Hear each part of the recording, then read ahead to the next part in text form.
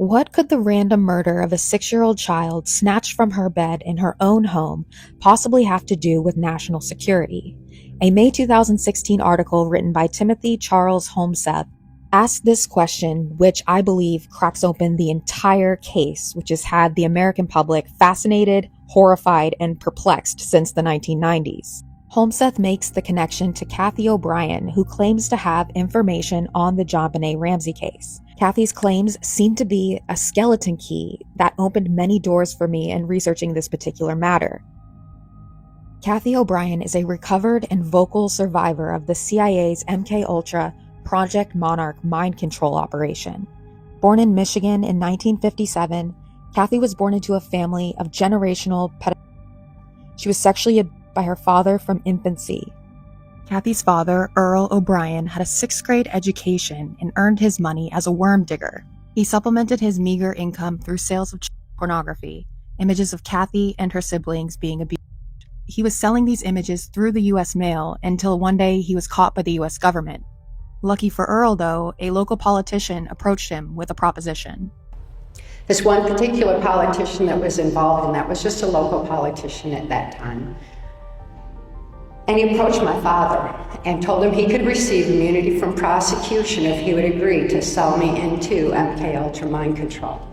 Because any child who had been and used in child so horrifically prior to age 5 would be suffering from the dissociative identity disorder that made me a target for mind control.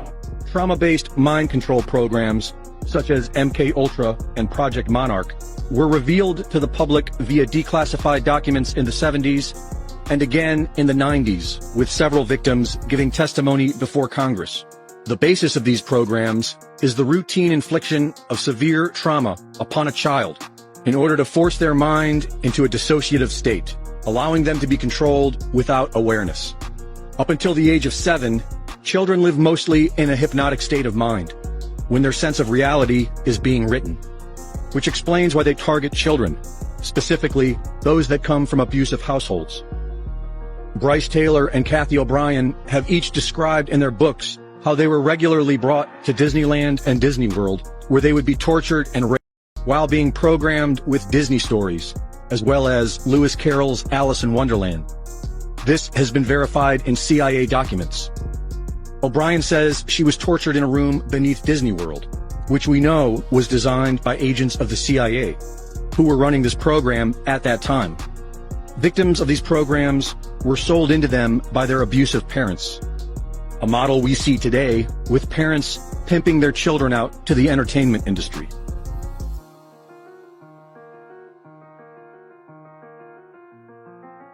Even today, we have reason to believe that MKUltra lives on in an even more heinous form as the Monarch Project.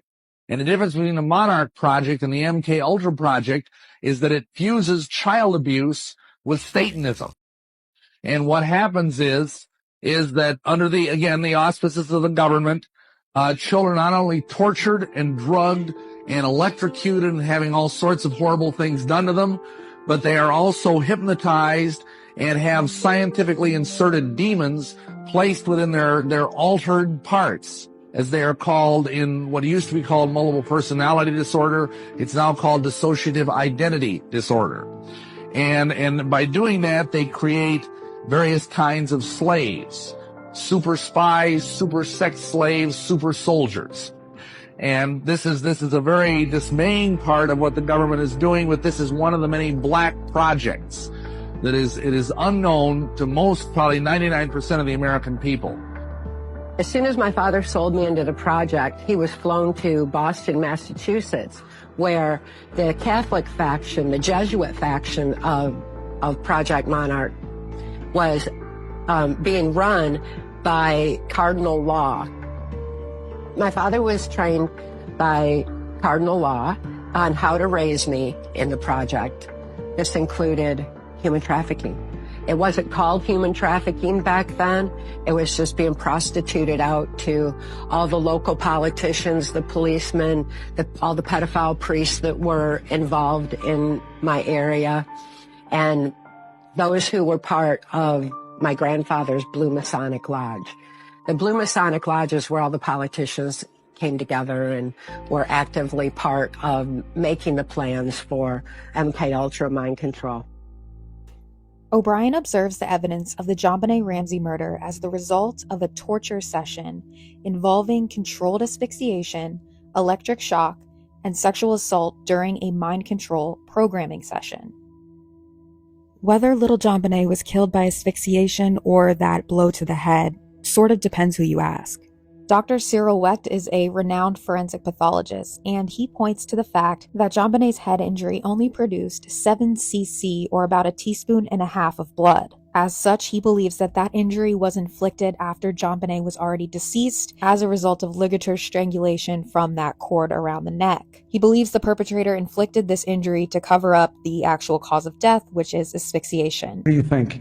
If any one of us got cracked on the head like that, do you think there might be more than 1.5 teaspoons of blood?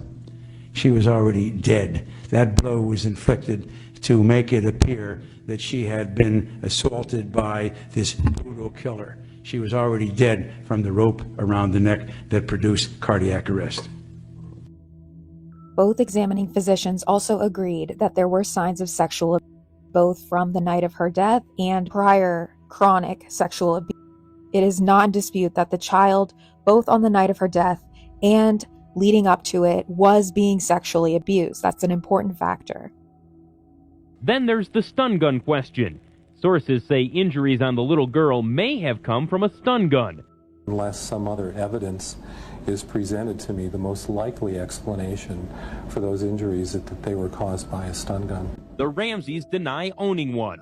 But New Yorker magazine says police found a stun gun instructional video in the Ramsey house.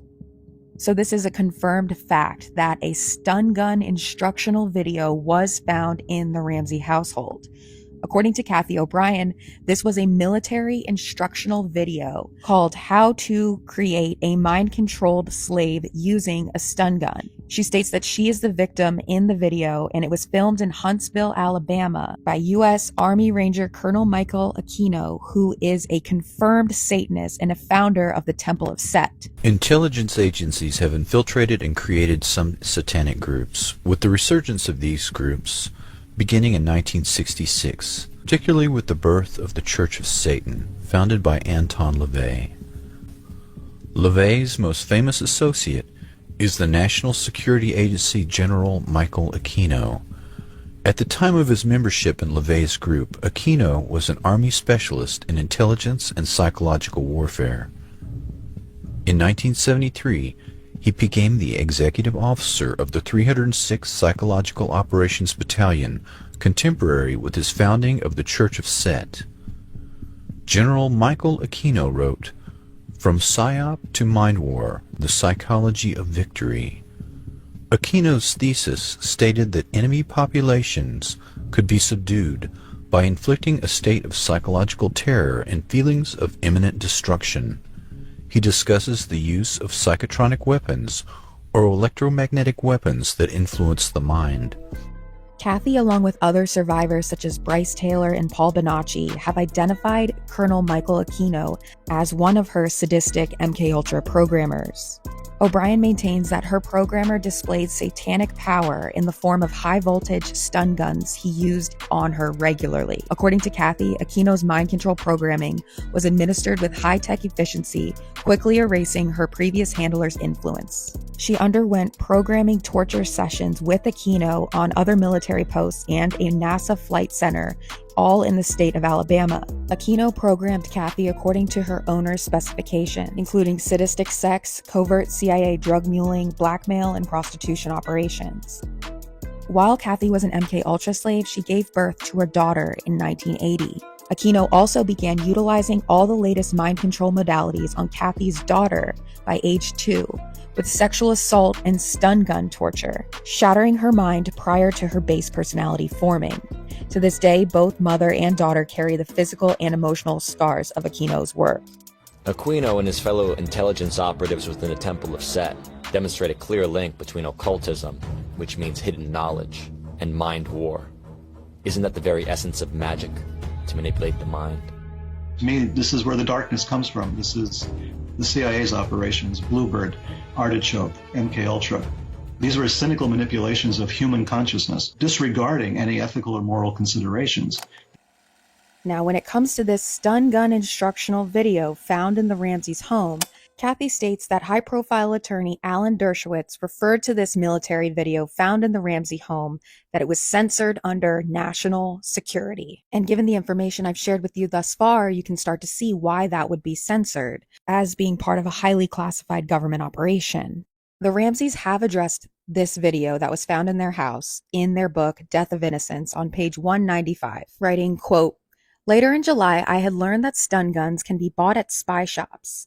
I remembered that Patsy and I had attended a Super Bowl game in Miami in 1994 as guests of Sun Microsystems. On Saturday morning, we had gone out for a walk in the small village of Coral Gables with no other intention than doing a little window shopping, and happened to pass by a spy shop that sold goods for security and monitoring. Several times in the past, I had wondered if a competitor might tap our telephones at the office and get sensitive information that could be used against us in business. Not that our competitors would do that, but I don't know that they wouldn't either. This particular shop in Coral Gables carried hidden cameras, bugging equipment, security devices, and everything under the sun that a person concerned with security might want. I learned that it was not easy to detect a phone tap on a complex phone system, such as the one we had at Access. I also got a sales pitch on some other things that they sold. As we left, the clerk gave me a videotape catalog to take home. When I returned to Boulder, I threw it in a drawer and completely forgot about the tape. I surmised that the police went through everything in our house. They found the video catalog, which apparently turned out to have an advertisement for, you got it, stun guns. Not too long after, the police reported to the media that they had found a stun gun, quote, instructional video, end quote, in the Ramsey house. So on the one hand, they were supporting the stun gun theory, but on the other hand, they were now indirectly saying that I had used this weapon on my daughter. Of course, for a period of time, the video created a significant uproar and cast further suspicion on me. Later, we got a copy of the video catalog from the store in Coral Gables and found it was recorded in Spanish. Not only had I never reviewed the tape, but if I had, I wouldn't have understood it. According to the Ramseys, this video was really just a catalog that they had picked up at a spy shop that happened to have an advertisement for stun guns in it. Nothing to see here, folks. Besides, what am I alleging here? That John and Patsy Ramsey were CIA assets participating in this behavioral mind control program? That seems a little far-fetched, don't you think? And yes, it is far-fetched, but nothing about this case is straightforward or typical. And is it me, or did something always feel a little bit off about these two?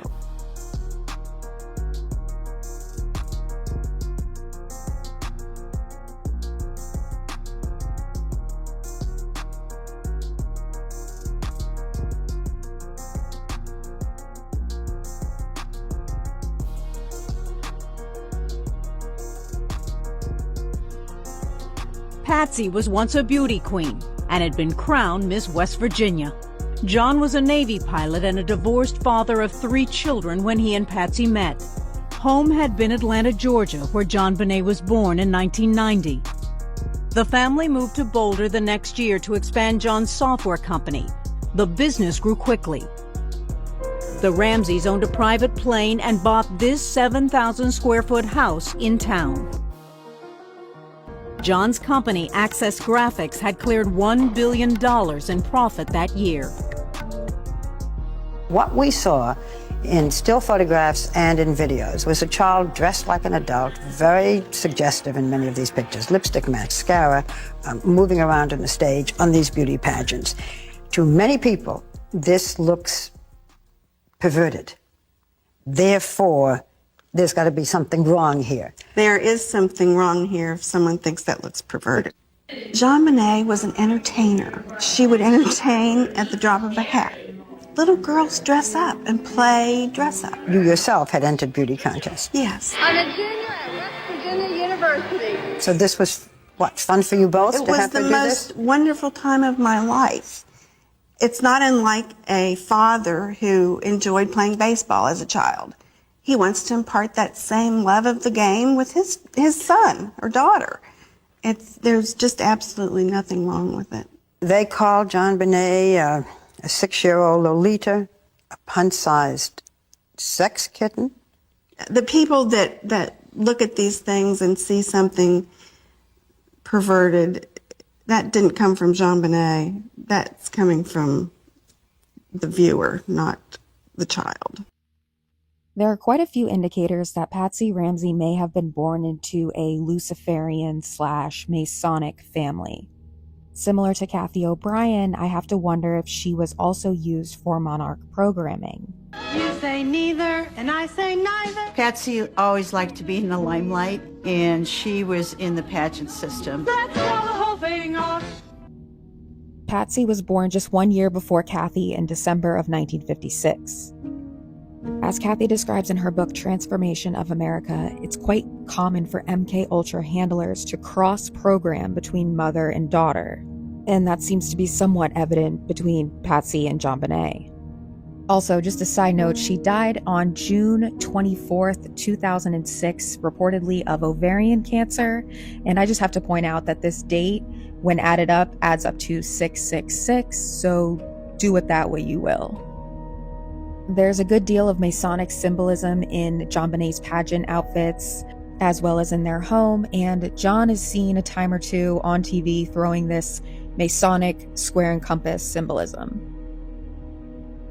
Now here's where things get interesting. Kathy alleges that as Miss West Virginia, Patsy had ties to Robert C. Byrd, who was the senator for West Virginia for a very long time, and who also happened to be Kathy's MKUltra owner. She also states that John Ramsey had connections to her father. So Kathy grew up in Muskegon, Michigan, which is interesting because the Ramseys had a house in Charlevoix. There is apparently a manifest that documents John Ramsey and Kathy's father, Earl O'Brien, on the same ferry ride from Traverse City, Michigan to Beaver Island, which is just off the coast of Charlevoix, where the Ramseys have a vacation home.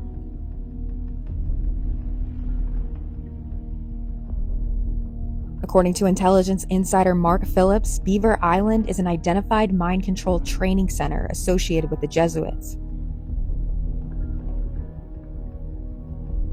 It's interesting to note that after selling Kathy into the Project Monarch program, her father Earl apparently became a multi-millionaire through government contracts.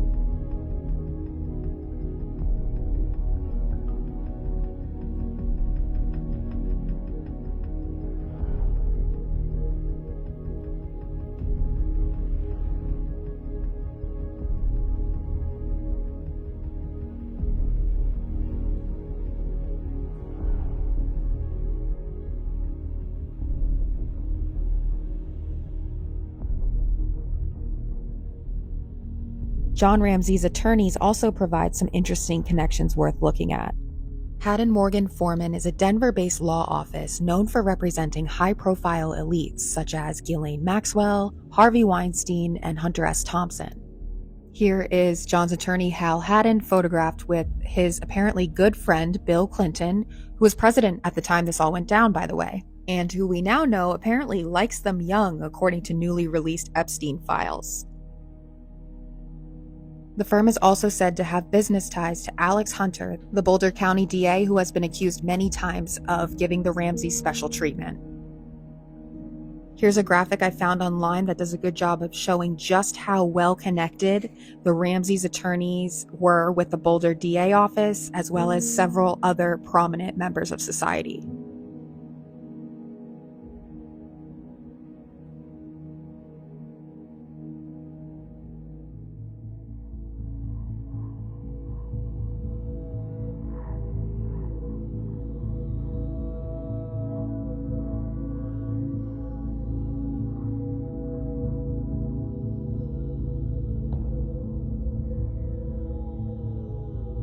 It's all too interesting that John Ramsey and Ghislaine Maxwell shared an attorney, considering this infamous photograph of JonBenét and what appears to be Ghislaine Maxwell in the background. I mean, I'm no expert, but I believe this to be like a 99% match.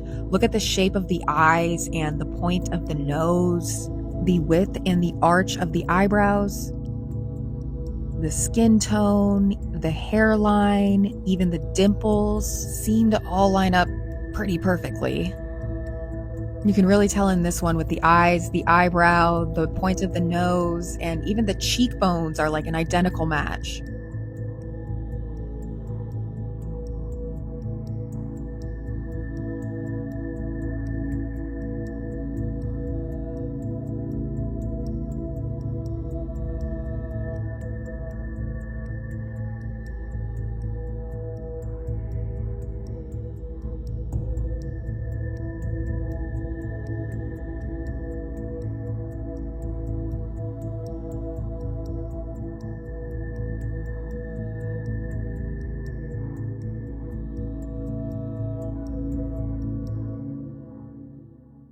This is JonBenét. She's 4, Burke is 7, and we'd like to welcome you to our home and wish you a very Merry Christmas.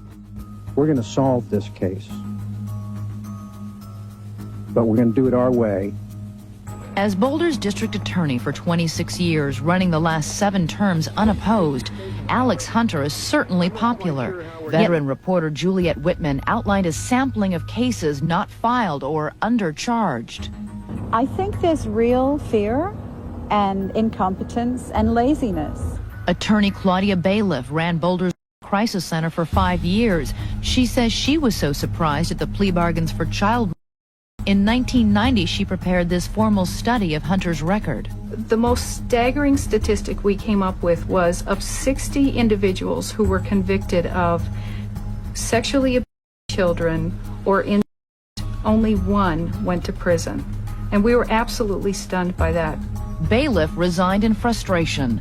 The new team at the Crisis Center says Hunter's record has improved. You know, Alex Hunter should have been a criminal defense attorney or a public defender, not a district attorney.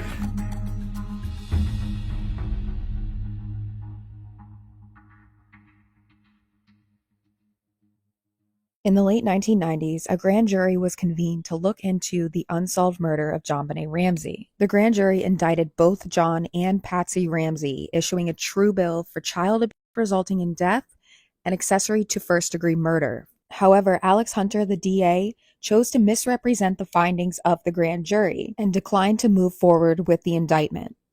This was all uncovered in 2013 due to litigation by investigative reporters, which caused the grand jury records to be unsealed, revealing the nature of the charges brought against the Ramsey parents. According to the grand jury, probable cause existed that Patsy and John unlawfully, knowingly, recklessly, and feloniously permitted their child to be unreasonably placed in a situation which posed a threat of injury to the child's life or health, which resulted in the death of JonBenét Ramsey, a child under the age of 16.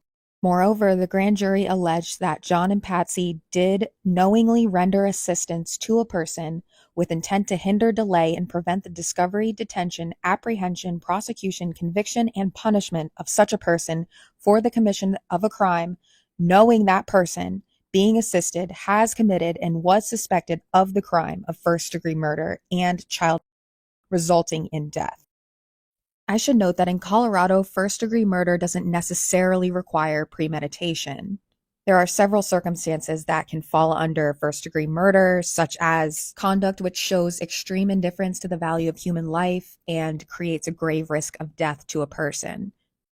We were indicted for, which was nonsense, was child abuse resulting in death. And we were told, well, you didn't protect your child. And that's true.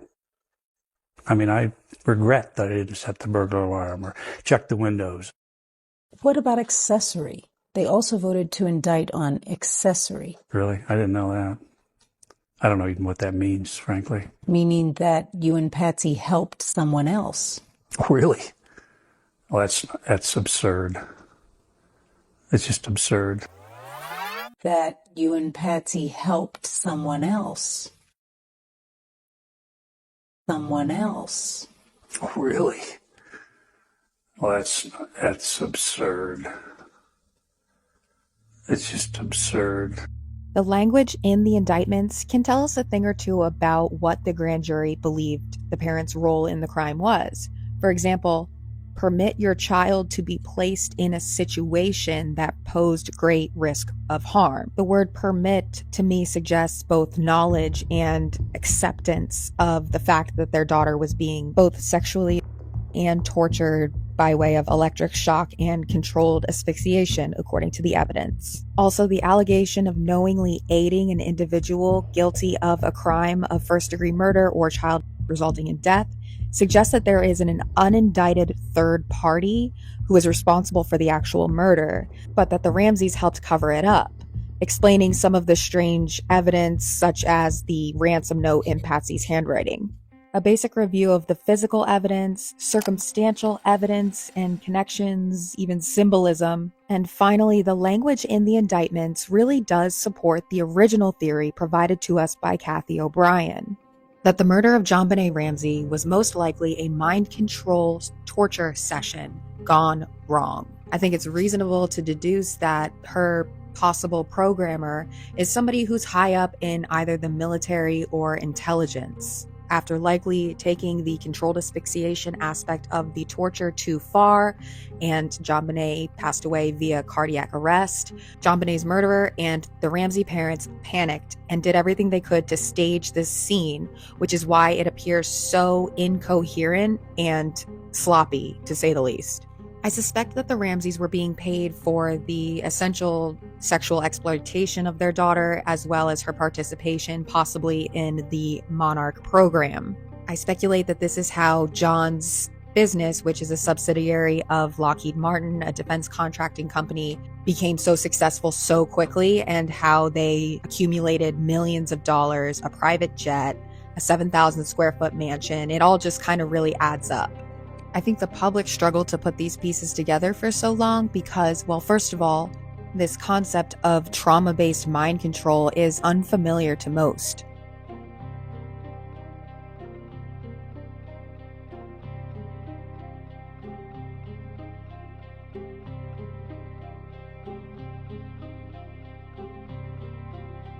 Whether by design or cruel irony, it seems that this case infiltrated and effectively traumatized the psyche of the population on a global scale. Every insidious detail evokes terror, sadness, and disgust. The media outrageously, explicitly, and unrelentlessly pushed this case in our faces. In fact, clips of JonBenét's pageants were some of the first ever viral videos. For many, seeing a 6-year-old in sexualized outfits and a full face of makeup was unnatural, revolting, and especially disturbing considering the brutal way she was murdered. Now, MKUltra was a very complex program that dealt with human experiments and mind manipulation. As this 1952 CIA memo says, the aim is controlling an individual to the point where he will do our bidding against his will, and even against such fundamental laws of nature as self-preservation. In the Church Committee, MKUltra came out as an actual program of mind control using mental, physical, and sexual abuse and psychotropic drugs. JonBenét symbolized innocence and light, exploited and smothered out by psychopathic perversion. Her case represents a long list of deceitful adults who repeatedly failed her in life and death. People who used money and connections to evade justice and gaslight the public. I believe the information presented in this video, while not the whole story, is a good starting point to uncovering the truth about JonBenét Ramsey's death and the circumstances leading up to it. I think it also explains why nobody was ever charged and critical questions were never asked. Perhaps the perpetrators, as well as the mainstream media, understood that trauma is the key to mind control, and that a psychologically traumatized population is much easier to control. So with that, I'll leave you the wise words of Cathy O'Brien. The following is from Access Denied for Reasons of National Security, written by Cathy and her partner Mark Phillips and published in 2004. Recently, when I saw my daughter Kelly, she cried when she said, quote, "The only difference between JonBenét and me is that she can't be abused anymore," end quote. JonBenét's murder has prompted rumors of mind control and caused people to think to ask questions that the media won't answer. People are learning that the media is as controlled as JonBenét appeared to be. That precious child did not die in vain. Her memory lives on in all of us. How many more have to die before people in this country wake up and stop pedophilia, mind control, and new world orders. Knowledge is our only defense against mind control. Please help us spread the word for Kelly's sake, JonBenét's sake, and for the sake of humanity's future.